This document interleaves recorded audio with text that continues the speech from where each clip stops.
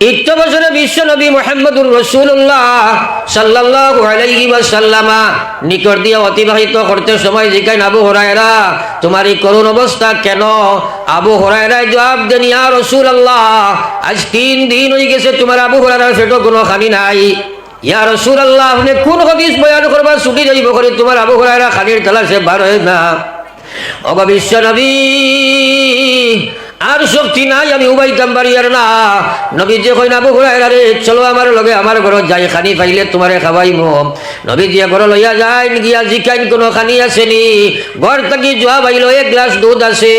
নবীজি কইন মাহফিল কতজন ছাত্র বয়া কাছেন যাও চাই, সারারে গিয়া কই সব আই দিতা। আবু হুরায়রা আবার দৌড়াইয়া যায়, মনে মনে কথা চিন্তা করেন, খাই রে খায় 3 দিন পরে তোলা খানির সন্ধান পাইলাম, নবীজির ঘর দাওয়াত পাইলাম, 1 গ্লাস দুধের সন্ধান পাইলাম। এখন যদি গিয়া সারারে ডাকিয়া আনি 70 জন ছাত্র, 70 জনে বই আওয়াজ উন্তরা, এই 70 জন আনলে নবীজি আমারে কইবা তুমি খাওয়াও, আমি খাবারই যে সময় আরম্ভ করবো আমার তো বাটো বর্থ নাই। কিন্তু নবীজির কথা শিরোধার্য হযরতে আবু হুরায়রা রাদিয়াল্লাহু তাআলা আনহু গিয়া সারা সাহাবীদের দাওয়াত দিলা, কইলা আপনারা সারা উপবাস, নবীজির ঘরে আপনারা দাওয়াত। প্রত্যেক সাহাবী দৌড়ায়, নবীজি কইন আবু হুরায়রা তুমি খাওয়াও। আবু হুরায়রা কইন আর তো আমার ভাত থাকতো নাই, 1 গ্লাস দুধ যদি একজনে খাইলাই আমি আবু হুরায়রা বুকা থাকা লাগব। নবীজির কথা মানতে লাগে হিসাবে খাবারই আরম্ভ করলাম, একজন করে খাওয়া আরম্ভ হইল। 70 জন সাহাবায় পেট ভরিয়া খাইলা। এরপরে নবীজি জিজ্ঞাসা আবু হুরায়রা বাকি রইছে নি? বলে ইয়া রাসূলুল্লাহ, 70 জনে খাবার বাদেও তো দুধের গ্লাস ভর্তি রইল, একবার কওনা সুবহানাল্লাহ। নবীজি কইন আবু হুরায়রা তুমি আমার এত দেও চাই। নবীজির হাত থাকি আবু হুরায়রা হাত থাকি নবীজি হাত চলই না, কইন আবু হুরায়রা তুমি আ করো না, আমি তোমারে খাওয়াই, একবার কওনা সুবহানাল্লাহ। আবু হুরায়রা আ করেন, নবীজি 1 বার খাওয়াইন, 2 বার খাওয়াইন, 3 বার খাওয়াইন। 3 বার খাবার বাদে আবু হুরায়রা কইল, আল্লাহর হাবিব, কসম খাইয়া কইয়ার তোমার আবু হুরায়রার পেট ভরি গেছে আল্লাহর হাবিব, আর তো খাইবার জায়গা নাই। নবীজি বাকি দুধ তানাউল ফরমাইন। আমার ভাই ওগলার বুজুর্গ হল খোয়ার মকসদ হইল কি পর্যন্ত ত্যাগ স্বীকার করিয়া দিনের কথা তারা শুনছেন মুসলমান, যার কারণে নবীজির 10টা মুবারকের দাওয়াত গ্রহণ করিয়া নবীরা তোর খানি খাইলা। আজ মুসলমানে বইয়া ওয়াজ শুনতে চায় না, ওয়াজ শুনে না, যদি শুনে দিলর কান্দি শুনে না, যার কারণে হাসতার আইত ওয়াজ শুনিয়া 2 রাকাত নামাজ পড়া সম্ভব হয় না রে ভাই। আমার ভাই ওগলার বুজুর্গ হল যুবক হল দেশে অনুরোধ করিয়ার মাঝে মাঝে ফাঁক আছে মারো চাই, মাঝে মাঝে ফাঁক যেটা আছে মারি দেও। আর শয়তান ফাঁকও বইয়া আপনার দিল কইব কলে কলে সাদ্দা 1 গাল খাইলা কইব না, ও আপনি যেমনে সাদ্দার গাইল মাঞ্জা শুরু করবাই, আর হে মন ডাইভার্ট করিয়া খান্তাই খানো লইয়া যাইব, খান্তাই খানো লইয়া যাইব। এর কারণে নমাজও খাওয়া হয়, ফাঁক মারিয়া বকুয়া খাওয়া হয়নি, সারাই মাতি না এখানে কোয়া হয়, ও জায়গা শয়তান বই যায়। শয়তান খাড়া হইয়া দিলে অশ্বাস দিয়া মন ওখান মন্তসির করি লইব, মন পরেশান করি লইব। এর লাগে খালি জায়গা ঘুরা করিয়া সুন্দর হইয়া বই যাই। আর আমরা খেয়েও লড়াচড়া করতাম না, একবার কই না ইনশাআল্লাহ। যত খালি আপনার জুবাই লড়া নাই, তারা মনে করেন করে দিয়ে রাস্তা খোলা আছে, আপনারা খোলা লড়িতে নাই তো ইনশাআল্লাহ। এটাই বাজারও তেতই বেশি দ্রা, খালি কই নত মিথ্যা তেতই, এটা কোনোদিন কোনোখানো বাইতাই নাই নে কোয়া। একজনে কইল রে ভাই আমার তো কিছু টেঙ্গা তেতর দরকার আছিল, কইল দাঁড়াও খানো মোগল গাইয়া কইছে নে হে বাজু বাই কম নাই, মাঠটা বুঝা গেছে তো সারাই মাতুন না। এর কারণে আপনারা ইনশাআল্লাহ খোয়াইছি, এখন লড়িলেও আমি আপনারা উবা করাই দিম। কই মই খারাপ থাকো লড়িও না, কারণ দুনিয়ার হর জায়গার ডিসিপ্লিন আমরা বুঝ পাই, কিন্তু মহফিলের ডিসিপ্লিন কম বুঝ পাই। লড়াচড়া নাই, স্থল হইয়াব সাহাবাই কেরাম হলা বইতা। হযরতে আপনার আবু হুরায়রা রাদিয়াল্লাহু তাআলা আনহু তাকে সবচেয়ে বেশি হাদিস বর্ণনা করা হয়েছে, হলো নাই? ও আবু হুরায়রা রাদিয়াল্লাহু তাআলা আনহু 3 দিনের উপবাস। আমার ভাই খেয়াল করিও, আর বাবা আপনার মোবাইল খাবার আলা বেটাই দৌড়াদৌড়ি বেশ করিও না, জান যেন ডাক্তার হইয়া বুঝ যাবো। তুমি জানি ভাই পিডাব্লিউডি রোড বানাওতে তুমি জানি রোদে বেড়া খাইবে, বুঝেছেন? এই পশ্চিম বাদুরিগুলোর লাইন জানা আছে, তাই যেন আকারে সুন্দর হইয়া বইবা। তুমি যেন নয়া মানুষ তার লাগে কইলাম গান, বুঝেছেন? একবার সাল্লাল্লাহু আলা সাইয়্যিদিনা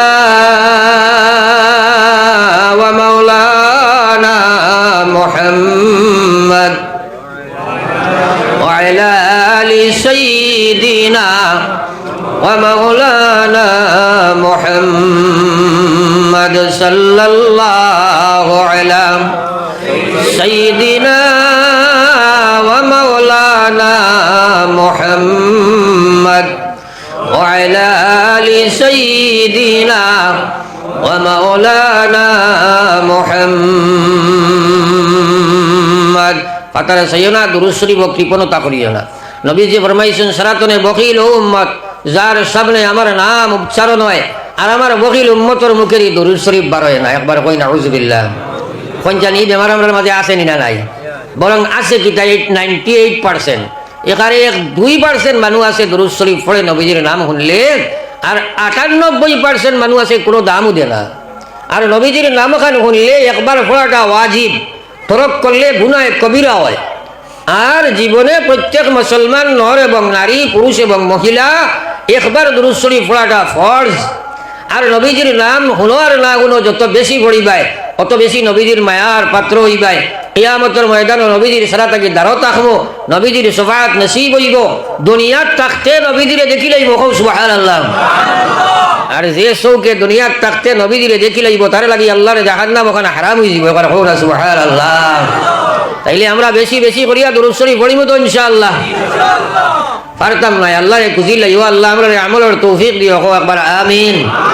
তো যাও, আমি আলোচনায় রত ছিলাম রে ভাই। আল্লাহ কইরা ইয়া আইয়ুহাল্লাযীনা আমানু দুখুলু ফিস সিলমি কাফা ওয়া লা তাত্তাবিউ খুতুওয়াতিশ শাইতান ইন্নাহু লাকুম আদুউম মুবিন।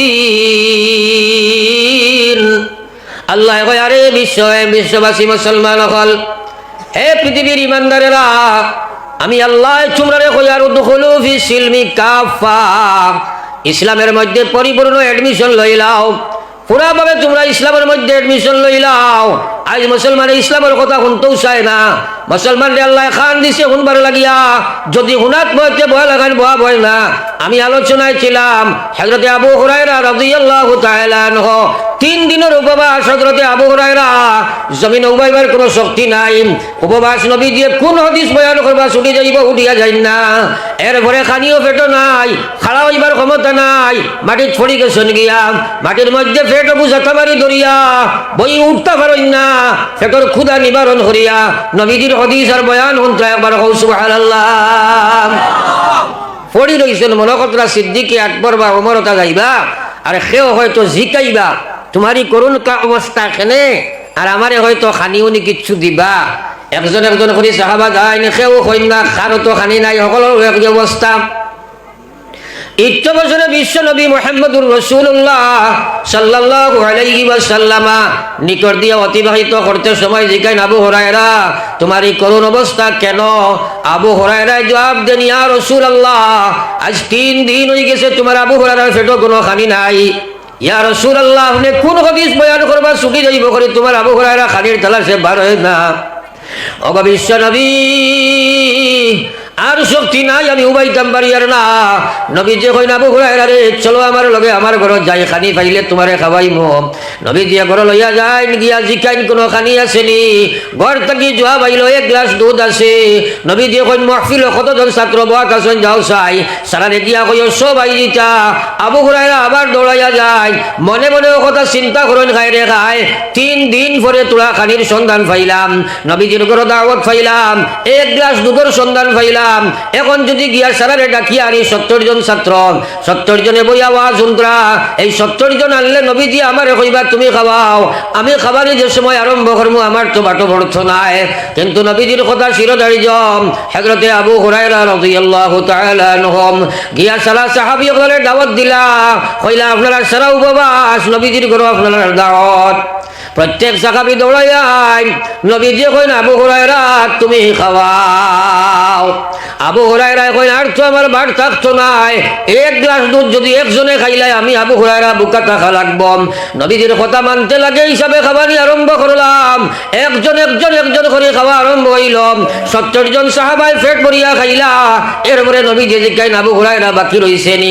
বলে ইয়া রাসূলুল্লাহ, 70 জনে খাবার বাদেও তো দুধের গ্লাস ভর্তি রইল, একবার কওনা সুবহানাল্লাহ। নবীজি কইন আবু হুরায়রা তুমি আমার এত দেও চাই। নবীজির হাত থাকি আবু হুরায়রা হাত থাকি নবীজি হাত চলই না, কইন আবু হুরায়রা তুমি আ করো না, আমি তোমারে খাওয়াই, একবার কওনা সুবহানাল্লাহ। আবু হুরায়রা আ করেন, নবীজি 1 বার খাওয়াইন, 2 বার খাওয়াইন, 3 বার খাওয়াইন। তিনবার খাবার বাদে আবু হুরায়রা কইল, আল্লাহর হাবিব, কসম খাইয়া কইয়ার তোমার আবু হুরায়রার পেট ভরি গেছে আল্লাহর হাবিব, আর তো খাইবার জায়গা নাই। নবীজি বাকি দুধ তানাউল ফরমাইন। আমার ভাই ওগুলার বুজুর্গ হল খোয়ার মকসদ হইল কি পর্যন্ত ত্যাগ স্বীকার করিয়া দিনের কথা তারা শুনছেন মুসলমান, যার কারণে নবীজির দশটা মোবারক করে দাওয়াত গ্রহণ করিয়া নবীরা তোর খানি খাইলা। আজ মুসলমানে বইয়া ওয়াজ শুনতে চায় না, ওয়াজ শুনে না, যদি শুনে দিলের কান্দি শুনে না, যার কারণে হাসতে রায় ওয়াজ শুনিয়া 2 রাকাত নামাজ পড়া সম্ভব হয় না রে ভাই। পড়ি একবার লা ইলাহা ইল্লাল্লাহ, জোরে লা ইলাহা ইল্লাল্লাহ, লা ইলাহা ইল্লাল্লাহ মুহাম্মাদুর রাসূলুল্লাহ। একবার বলি সাল্লাল্লাহু আলাইহি ওয়াসাল্লাম। তো আমার ভাই হল আর বুজুর্গ হল, আমার হওয়ার মকসদ হইল আমরা অন্ততপক্ষে আজকে যা বলবো আমরা নিয়ত করি আমল করবো, হোক ইনশাআল্লাহ। আল্লাহ রে খুঁজি, আল্লাহ আমলের তৌফিক দেও, হোক আমিন। এখন আল্লাহ কইছেন উদখুলু ফিস সিলমি কাফা, পুরা ইসলামে ঢুকো, আংশিক ঢুকলে কামাইতো না। এরপরে আল্লাহ কইছে ইয়া আইয়ুহাল্লাযীনা আমানুত্তাকুল্লাহ, হে ঈমানদার তোমরা আমারে ডরাও। আমি আল্লাহ কইয়ার হাক্কা তুকাতিহি, ওলার ডরাও সেবা যে ডরে তোমারে পরিপূর্ণ ইসলামের ভিতরে ঢুকায়, যে ডরে তোমারে পরিপূর্ণ নাফরমানি থেকে বাঁচায়।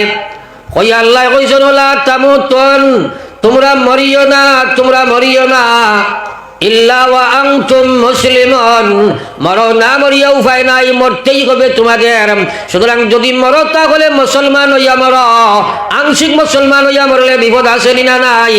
আজ তোমার সুরত ইসলাম নাই, সিরত ইসলাম নাই, ব্যবহার ইসলাম নাই, ব্যবসাত ইসলাম নাই। আল্লাহ তো কইছে পুরা ইসলামের মধ্যে ঢুকি যাও, তোমার ঘরে ইসলামের কোনো জায়গা নাই, তোমার আওলাদের কাছে ইসলাম নাই, স্ত্রীর কাছে ইসলাম নাই, তোমার ঘরে পর্দার বিধান নাই, তোমার ঘরে নামাজ নাই। আরে খাইল তুমি কবর খারে লইয়া গিয়া ঘুমাইবা। দুনিয়া জি লাগানে কা জাগা দুনিয়া নেহি, ये इबारत की जगह ये तमाशा नहीं, ये इबारत की जगह ये तमाशा नहीं। पढ़ी अखबार ला इलाहा इल्लल्लाह, ला इलाहा इल्लल्लाह রাসূলুল্লাহ। তাইলে আমানুদখুলু ফিস সিলমি কাফা, এর মধ্যে 1 নম্বর খাম হইল ইমানি। ইমান ওখানে ইসলাম ঢুকানি লাগবো, ইমান ওখানে কোরআনি ইমান বানানি লাগবো। সাহাবাই কেরামে ইমান আনছেন, যে সাহাবাই কেরামের মধ্যে নাফরমানি বিদ্যমান ছিল, এ পর্যন্ত কুসংস্কার আচ্ছন্ন ছিল।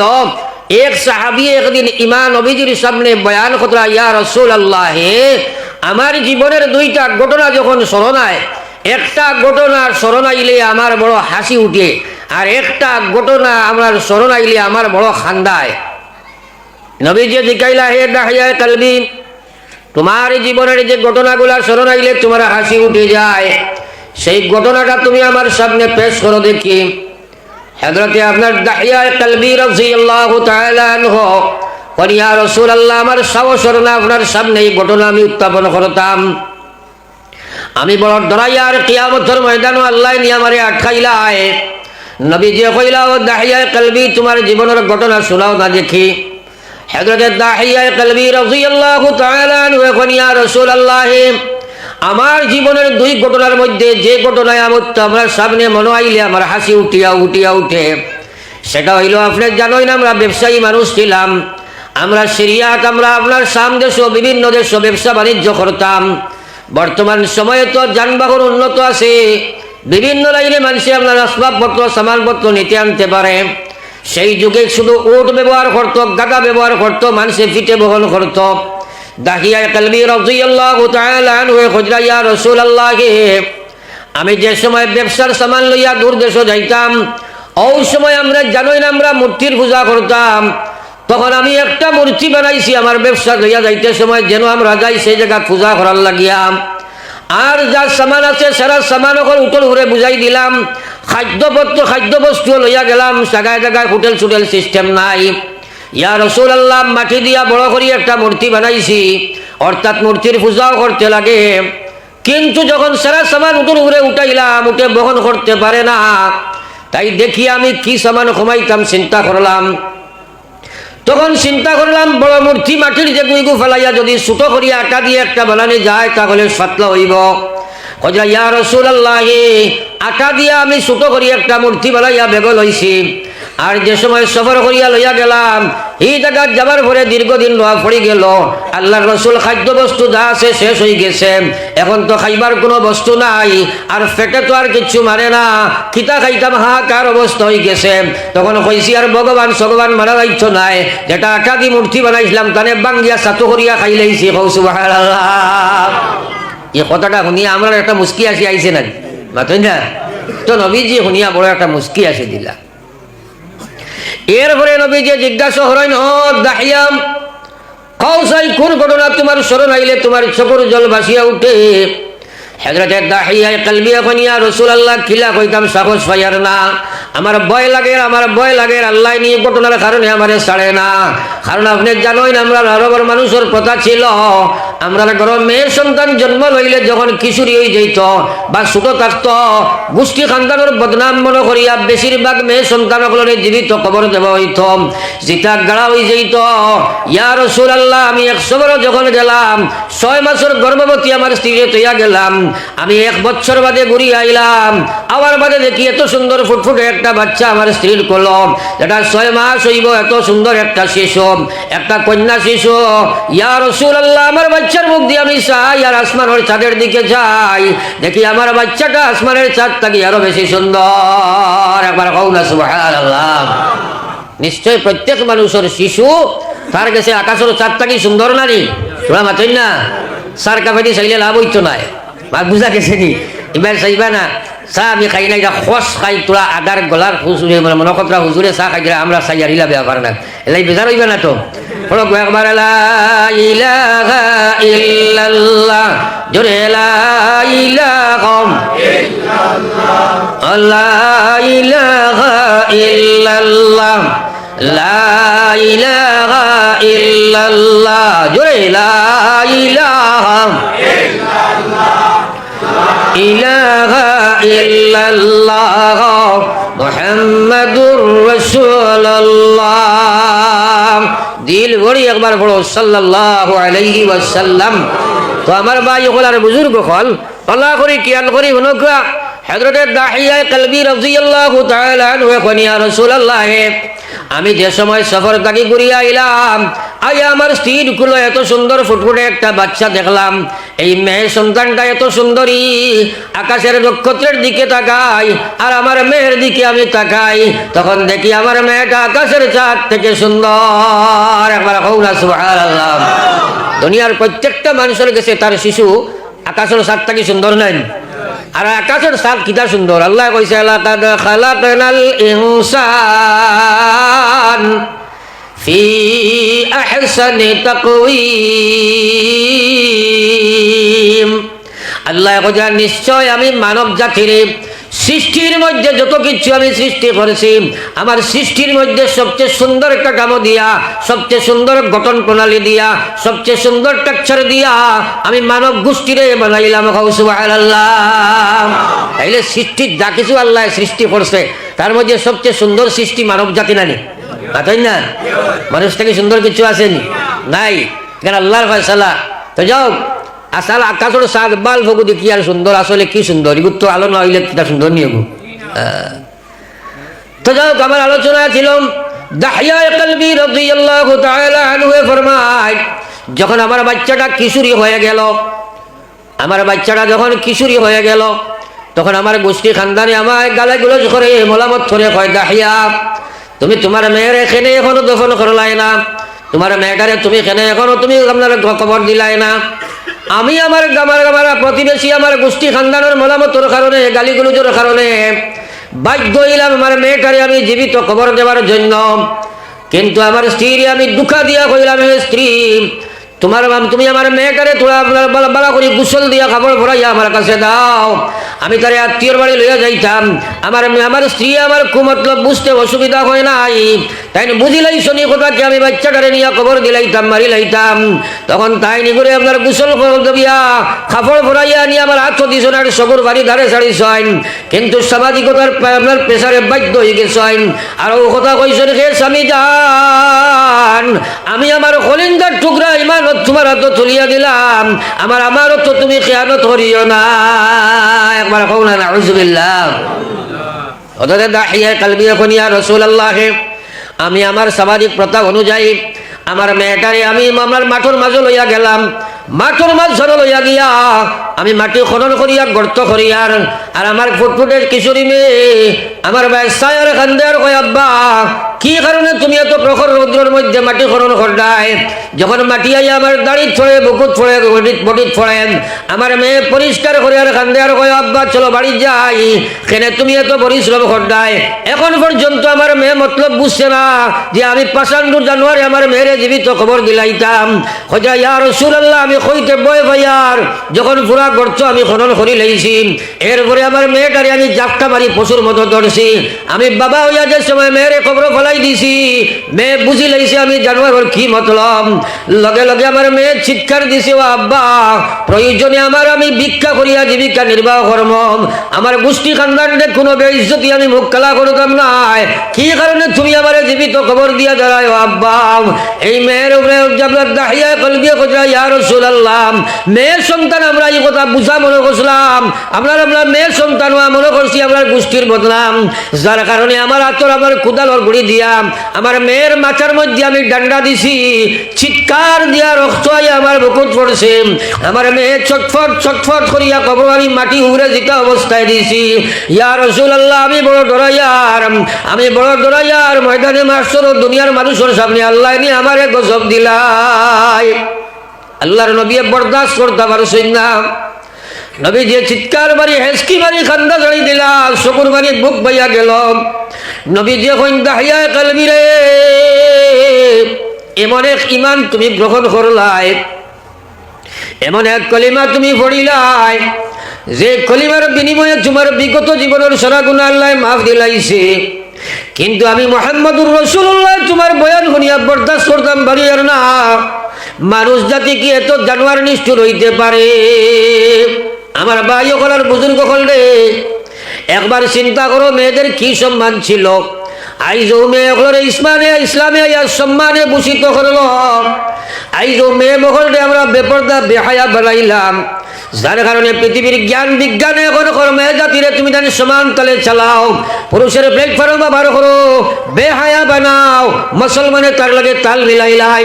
কিছু মানুষের জাগালতির কারণে বেটিং করে বেহায়া বানাইলাই, আর কিছু মানুষের আধুনিকতার কারণে বেটিং করে বেহায়া বানাইলাই।